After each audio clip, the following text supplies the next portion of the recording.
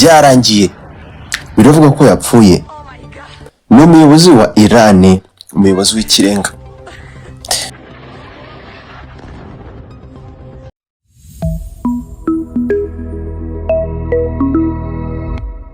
Tugendeye ku makuru ahari guturuka ku itariki 28 z'ukwa kabiri 2026, umuturirwa wa mbere muremure niba atari wa mbere ku isi ahubwo uherereye Dubai, Burj Khalifa, wakuwemo abantu. Ibi byakurikiye iraswa rya misile zitagira ingano ndetse na drone zirasa nta muhwe mu bice nka Leta z'Ubumwe z'Abarabu, Qatar ndetse na Bahrain. Bivuga ko hari n'igisasu cyaguye no hafi ya Burj Khalifa, inzu ya mbere ku isi ndende iri Dubai. Abantu babakuyemo, amatara aracanwa mu ijoro. Ingendo z'indege zerekera muri Dubai zarahagaritswe. Abantu basabwe kuguma mu nzu kandi bakicunga cyane. Amakuru aturuka ku bayobozi ba Israel na Leta zunze ubumwe za Amerika bemeza ko bishoboka cyane ko umuyobozi w'ikirenga wa Iran yaba yapfuye bagendeye ku mitungo cyangwa se ku mutungo we wanazwemo igisasu ku munsi w'ejo. Ndetse ibi byo byamaze no kwemezwa. Abanya-Iran bari mu gahinda, amashusho yakwirakwiye hose, bacitse intege, bumiwe. Ibi bikimenyekana, abaturage i Tel Aviv bumvikanye bishimye cyane ni muri Israel kubera iyi nkuru. Ariko Trump yari yanabimubwiye, ni mu gihe mugomba gushyira intwaro zanyu hasi kandi mugasigara muri nta makemwa, cyangwa se mu kimwe mugahabwa urupfu nyine rwakwiriye.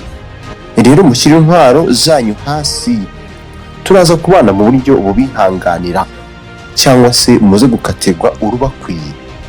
Amerika, Perezida Donald Trump. Iran ku munsi w'ejo wa mbere misile zirenga 300 bivuga ko yazohereje mu bigo bya Amerika hirya no hino itababarira. Amerika yo ikiga amakuru asa no kwataka inshuro zirenga 800 ihashya Iran. Uko niko byose byatangiye.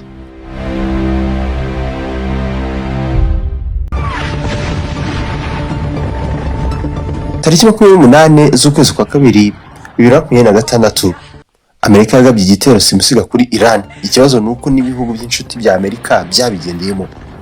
Mu gitondo cyo kuri uyu wa 28 Gashyantare 2026, mu mugwa mukuru wa Iran, Télé, no mu yindi miji ikomeye nka Isfahan, Karaje na Kermanshah, humvikanye urusaku rwinshi rw'ibisasu. Bidatinze, Minisitiri w'ingabo wa Israel Katz yatangaje ko igisigare cyabo cyatangiye ibitero byiswe Operation Rolling Lion, operation y'intare itondoba, bigamije guca intege ubushobozi bwa Iran bwo gukora intwaro kirimbuzi no kurinda akaga kashoboraga kugwira abaturage babo. Ni ibitero byahitanye abasivili nk'uko ibinyamakuru bitandukanye byo muri Iran byagiye bibitangaza. Abaheruka ni babiri biciwe mu ishuri riri mu burasirazuba bw'umujyi wa Télé. Aba biyongera ku bandi 51 baguye mu gitero cyagabwe ku ishuri ribanza ry'abakobwa riri mu mujyi wa Minab mu ntara ya Hormozgan mu majyepfo ya Iran. Umuyobozi w'uyu mujyi yavuze ko muri iri shuri harimo abantu 170 ubwo ibitero byatangiraga, ndetse bikizerwa ko bashobora no kwiyongera. Igitandukanye mu gitero cyabaye mu mwaka ushize, President Donald Trump wa Leta zunze ubumwe za Amerika noneho ejo ho yise asohora itangazo mu buryo bw'amashusho rifite iminota 8 yemeza ko igihugu cyabo kiri kugaba ibitero bikomeye kuri Iran bigamije gusenya misile n'inganda zayo bishobora kwifashishwa mu guhungabanya umutekano wa Amerika n'inshuti zabo z'i Burayi. Ibitero bya Amerika yagabye muri Iran tariki 22 Kamena 2025 umwaka ushize byari byiswe Operation Midnight Hammer. Ibyo kuri wa 28 Gashyantare byo byiswe Operation Epic Fall. Hari kwifashishwa ubwoko butandukanye bw'ibikoresho bya gisirikare birimo indege z'intambara ndetse n'ubwato bwa rutura biri mu bice bitandukanye byo mu burasirazuba bwo hagati.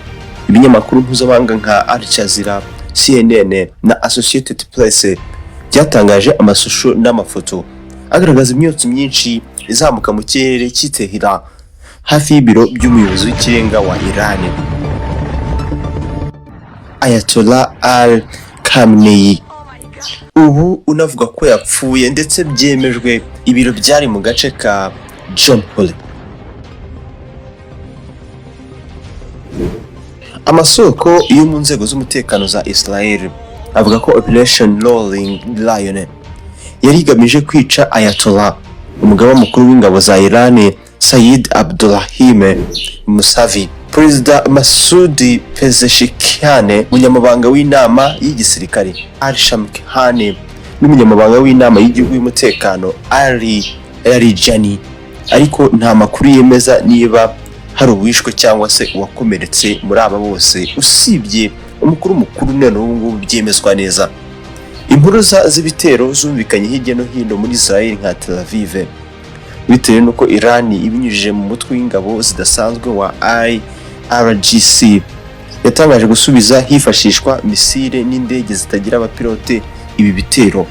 Igisirikare cya Israel cyasabye abaturage kuguma hafi y'ahantu hizewe bashobora kwihishamo mu gihe ikirere cy'iki gihugu, Iran na Jordan no mu bindi bihugu by'Abarabu byahise bifungwa. IRGC yagize iti, mu rwego rwo gusubiza ubushotoranyi umwanzi mubi kandi w'umunyabyaha kuri leta ya Kisilamu ya Iran, icyiciro cya mbere cya misile n'ibitero bya drone byatangiye kwerekeza ku butaka bugenzurwa n'umwanzi. Urumva amagambo abo ni abanya-Iran. Kwinjira kwa Amerika muri intambara mu buryo bweruye ni icyemezo gikomeye cyane. CNN ivuga ko byabaye nyuma y'aho ibiganiro byo guhagarika gukora intwaro za kirimbuzi byaberaga i Geneve mu Busuwisi kuva mu ntangiriro za Gashyantare 2026 bitatanze umusaruro. Amerika ishinja Iran gukomeza gukora no gutunganya uranium nyinshi yifashisha mu gukora intwaro kirimbuzi. Perezida Trump yavuze ko ubutegetsi bwa Iran budashobora kwemererwa gutunga intwaro za kirimbuzi na rimwe. Amerika ivuga ko amakuru inzego z'ubutasi zabonye yemeza ko Iran yari yiteguye kugaba ibitero ku birindiro by'ingabo za Amerika biri mu kigobe cya Perse, ahari ubwato bw'intambara butwara indege z'indwanyi burimo USS Gerald R. Ford. Iyi ntambara ntiri kubera muri Iran no muri Israel gusa, kuko amakuru aturuka muri Bahrain, aho Amerika ifite ingabo zirwanira mu mazi zahawe izina rya Fifth Fleet, haguye misile zaturutse muri Iran. Leta ziyunze z'Abarabu UAE no muri Qatar naho humvikanye urusaku rw'ibisasu.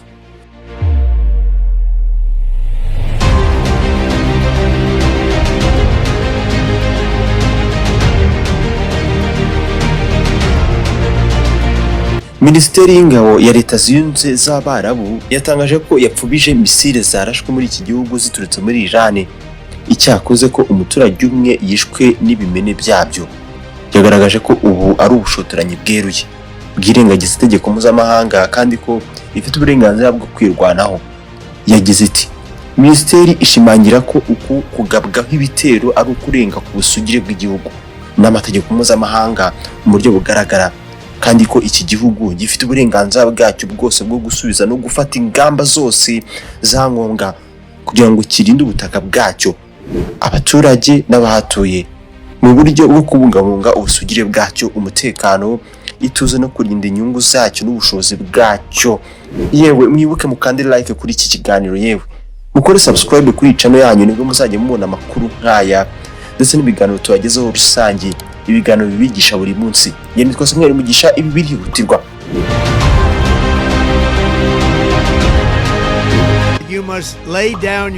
Leta ya Qatar, Bahrain, Leta ziyunze z'Abarabu, Jordan, Syria n'ibindi bihugu byo muri Burasirazuba bwo hagati byafunze ikirere cyabyo mu gihe ibisasu bya Iran bikomeje kugwa muri bimwe muri byo. Ingendo za Rwanda na hani wacu zijya zikanava i Doha na Dubai zahagaze kubera iyi mpamvu. Abasesenguzi baganiriye na Al-Shazira bavuga ko iyi ntambara ishobora guhagarika ubucuruzi bw'ibikomoka kuri peteroli mu kigobe cya Hormuz, ibintu byatuma ibiciro byabyo nayo bitumbagira ku isi yose mu masaha make ari imbere. Hormuz iri hagati ya Iran na Oman. buri munsi inyuzwamo utugunguru turi hagati ya miliyoni 16 na 21 tw'ibikomoka kuri peteroli, tungana na 20% by'ibinyuzwa ahandi hose ku isi. Ibihugu byo mu muryango mpuzamahanga w'icuruza peteroli cyangwa se ibikomoka kuri peteroli OPEC birimo Iran, Arabia Saudite, Leta Zunze z'Abarabu, Kuwait na Iran nibyo bikoresha cyane iyi nzira byohereza ibikomoka kuri peteroli cyane muri Aziya. Ibihugu by'inshuti za Amerika nabyo bikoresha iyi nzira mu bwikorezi bw'ibikomoka kuri peteroli, nabyo bigomba kuzahagwa rwose. President Trump ntiyagarukiye ku bitero bya gisirikare gusa, ahubwo yasabye abaturage ba Iran guhaguruka kugira ngo bakure ubutegetsi bwabo. Nemeza ko bamaze no kuvanaho. Yagize ati, ku baturage bakomeye ba Iran ndababwira ko isaha yo kwibohora kwanyu yageze. Mwicare mu nzu ntimusohoke, ariko uyu munsi niwo mwanya wanyu wo kwisubiza igihugu cyanyu. Minisitiri w'intebe wa Israel Benjamin Netanyahu yatangaje ko ibitero igihugu cyabo gihuriyeho na Amerika bizafasha abaturage ba Iran kwifatira ibyemezo, ibishimangira ko abanya-Iran bashaka impinduka ku butegetsi bw'igihugu cyabo bashobora kubyiuriraho bakongera bakigaragambya. Ibi bishimangira ko intego ya Amerika na Israel ubu ari uguhindura ubutegetsi bwa Iran, birenze guhagarika gahunda ya Iran yo gukora intwaro kirimbuzi na misile ishobora kuzifashisha mu guhungabanya umutekano w'abaturage babyo cyangwa se abaturanyi cyangwa se abanyaburayi nk'uko babitangazaga. Kugeza kuri uyu mwanya umuyobozi w'ikirenga wa Iran biravugwa ko yapfuye, kandi byemejwe na bamwe mu banya Iran niba na televiziyo zabo ahubwo zitabyemeje. Kandi ubu Israel rwose iri kubyina. Wowe uratekereza ibi ni ibintu byo kwishimira? Mbwira muri comment. Bivuze ko mu bitekerezo kunsaba ingingo nagukoraho mu buryo bw'ibanga. Nomero ya WhatsApp ngiyo ni 0782232130.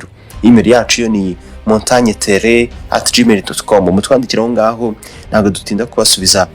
Inshuti bakunzi bacu, turishimye cyane ko mukurikira Télé Montagne Rwandeza. Ikiganiro nta tugisoreje, inkuru zacu nakagaruka. Ikiganiro wagikunze manuka munsi y'video wandika ijambo rigira riti duhereza ibindi.